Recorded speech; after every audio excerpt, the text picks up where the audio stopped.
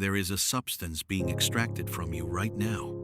Not from your bank account, not from your labor, not from anything you would recognize as a resource at all. It moves silently. It leaves no visible mark. And yet, in the boardrooms of the most powerful companies on earth, it is traded, refined, and sold with extraordinary precision at a scale that dwarfs oil, agriculture, and manufacturing combined. You cannot see the pipeline. You cannot feel the drill.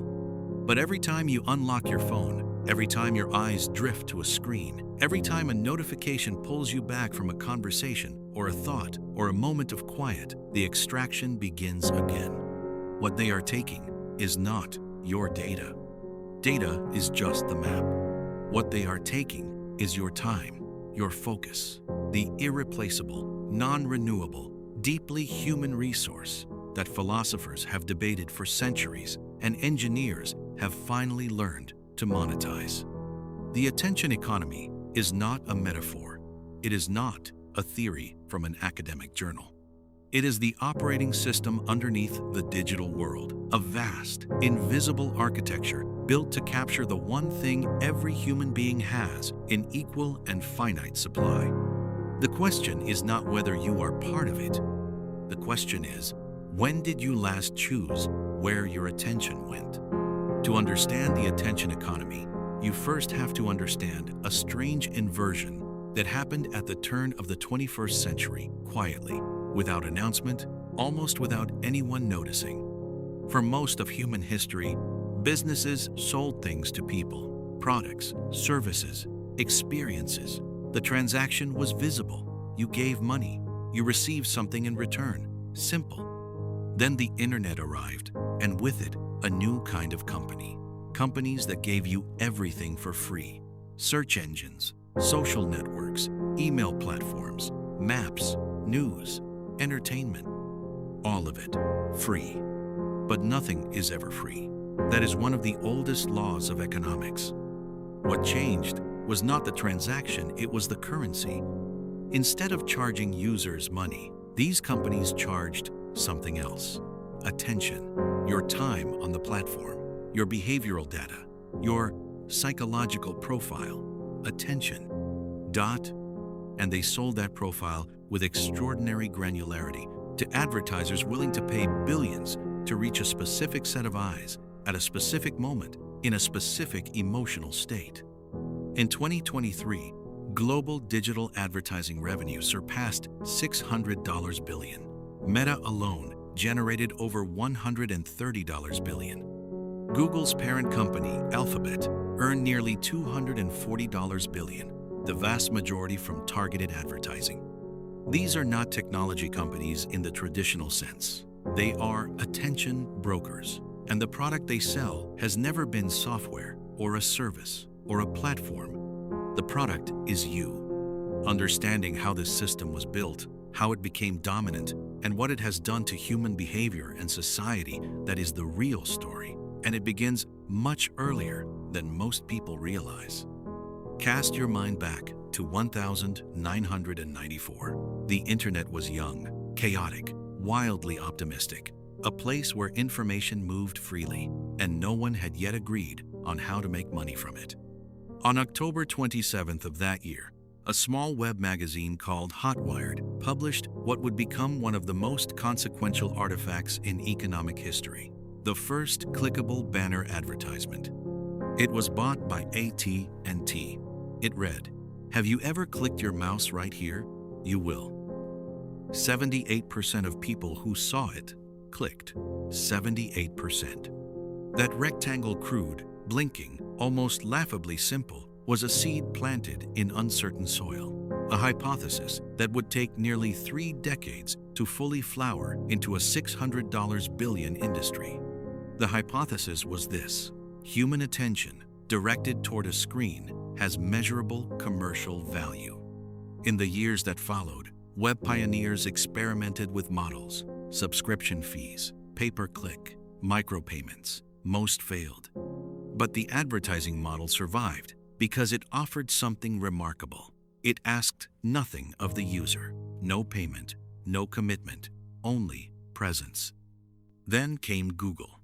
In 1998, two Stanford PhD students, Larry Page and Sergey Brin, built a search engine that ranked websites by their relevance and authority rather than the amount paid for placement.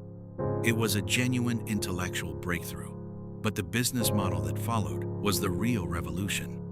In 2000, Google launched AdWords, a system that allowed advertisers to bid for placement against specific search terms, not demographics, not time slots, intent. You could reach someone at the precise moment they were searching for what you sold. The genius was invisible. To the user, Google remained clean, neutral, helpful. To the advertiser, it was a targeting system of unprecedented precision. A blueprint had been laid, not just for Google, but for every attention-based business that followed. By 2004, when Facebook launched from a Harvard dormitory, the blueprint was ready to be scaled. Mark Zuckerberg's early insight that people fundamentally wanted to connect with other people and would spend enormous amounts of time doing so was not entirely new. What was new was the willingness to engineer that desire, to amplify it, to build systems that made leaving feel psychologically uncomfortable. An invisible architecture was forming, and most of the world had no idea what it was building. The story of the attention economy does not move in a straight line. It moves in ruptures moments when the scale, the methods, or the consequences shifted so dramatically that nothing after was quite the same as before. The first rupture came with the smartphone.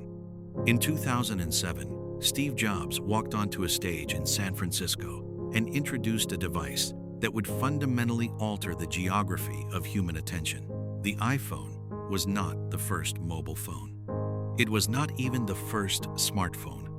But it was the first device elegant enough, intuitive enough, and addictive enough to move the internet from the desktop, a fixed, intentional space, into the pocket, into the bedroom, into every quiet moment of the day.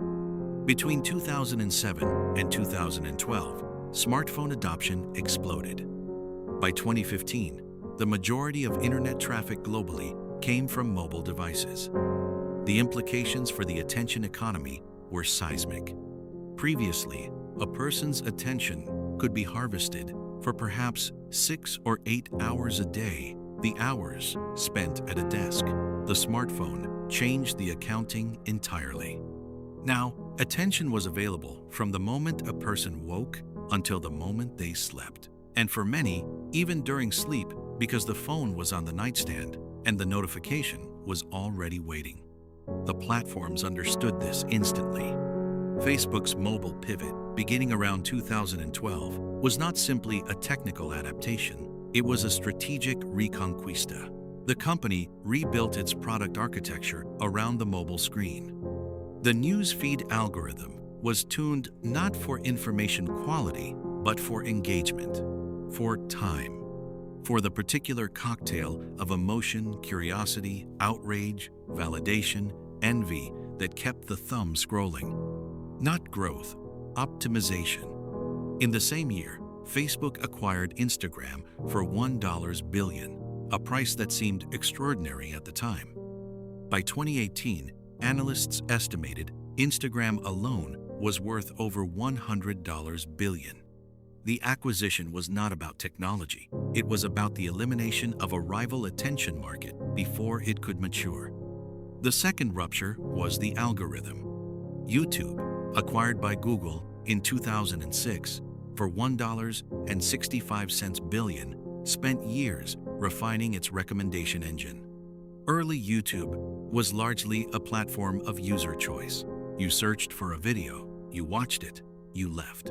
But by 2016, the recommendation algorithm had become the dominant driver of viewing. Internal metrics revealed something striking. The recommended video feature accounted for over 70% of all time spent on the platform. The algorithm had learned a simple, brutal truth. Outrage travels faster than reason. Content that provoked strong emotional reactions, anger, fear, tribal identity, generated more engagement. More engagement meant more watch time. More watch time meant more advertising revenue. The algorithm was not designed with malice.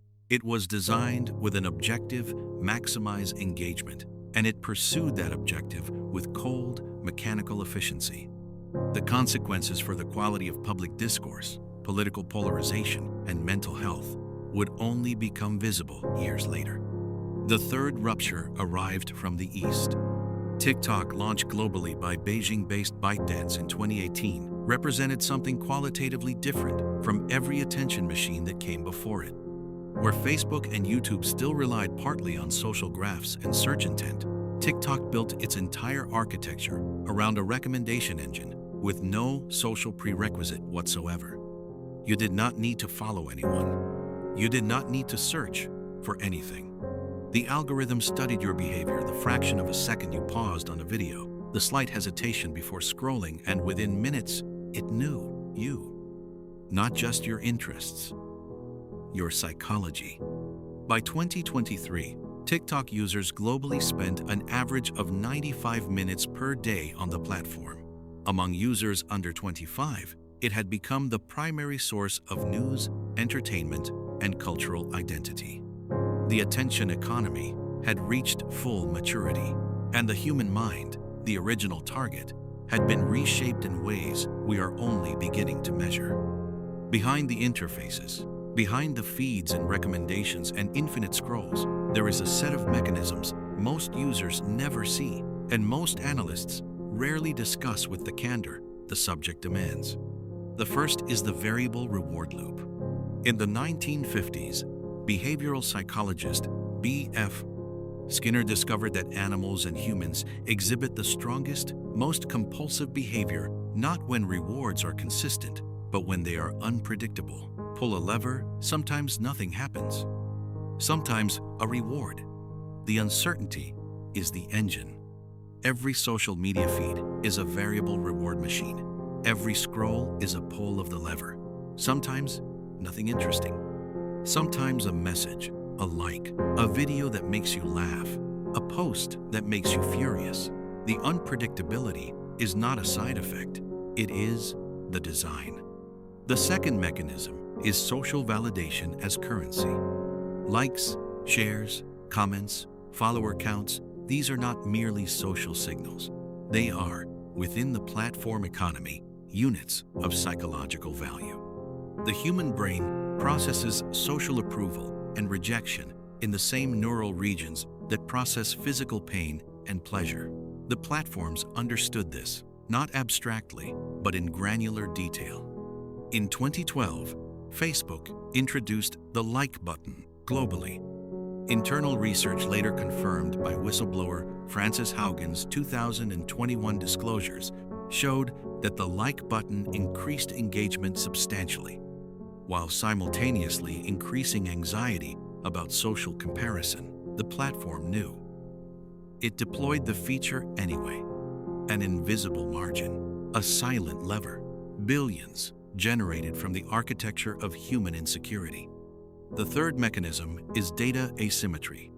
The average user of a major platform generates thousands of data points: daily browsing behavior, location history, purchase signals, emotional tone inferred from linguistic patterns. The user sees a feed. The advertiser sees a profile. That asymmetry between what you know about yourself and what the platform knows is the foundation of the entire business model. In 2019, a researcher at Princeton estimated that Google and Facebook together could infer over 5,000 distinct behavioral and psychological attributes from a user's digital footprint. Attributes that users themselves could not articulate if asked. The product is not your click. The product is the version of you that no one else sees. Every notification is a decision someone else made for you. That is the statement worth sitting with. In 2024, the average person received 65 to 80 push notifications per day. Each one was not an accident. It was a calculated interruption, engineered by teams of designers and behavioral scientists to create a sense of urgency, a fear of missing out, a reflexive reach toward the device. The economic cost alone is striking. Research by the University of California, Irvine found that after a digital interruption, It takes an average of 23 minutes for a person to return to a state of deep focus. Multiply that by 65 notifications across a workforce, across a year. But the cost is not only economic. Studies published in journals including JAMA Pediatrics and The Lancet have documented correlations between heavy social media use and elevated rates of anxiety, depression, loneliness, and disrupted sleep, particularly among adolescents. In 2023, the U.S. Surgeon General issued an advisory warning about social media's impact on youth mental health. It was the same advisory framework used for tobacco. Every scroll carries history. Every habit is a product of design. This is not to say that the architects of these systems are villains. The reality is more complex and therefore more important to understand. Many of the engineers and designers who built these platforms did so with genuine belief that they were creating connection, information, and joy. The consequences emerged from systems, not from malice. But systems have logic. And the logic of the attention economy is this: engagement at any cost, because engagement is revenue. When a mother reduces her screen time and feels more present with her children, that is not a personal victory alone. It is a withdrawal from a system that depended on her attention. When a teenager puts their phone in another room to sleep, they are reclaiming neural architecture that an algorithm tried to colonize. The attention economy does not oppress, it seduces, and the distinction matters because seduction requires your cooperation, your awareness, your choice. Wealth in this system is constructed not from natural resources or labor in the traditional sense, but from the cumulative, compounding capture of human consciousness. Billions of tiny moments of focus pooled together, sold in aggregate. Every purchase echoes a decision made in a boardroom. Every habit reflects an algorithm's reward.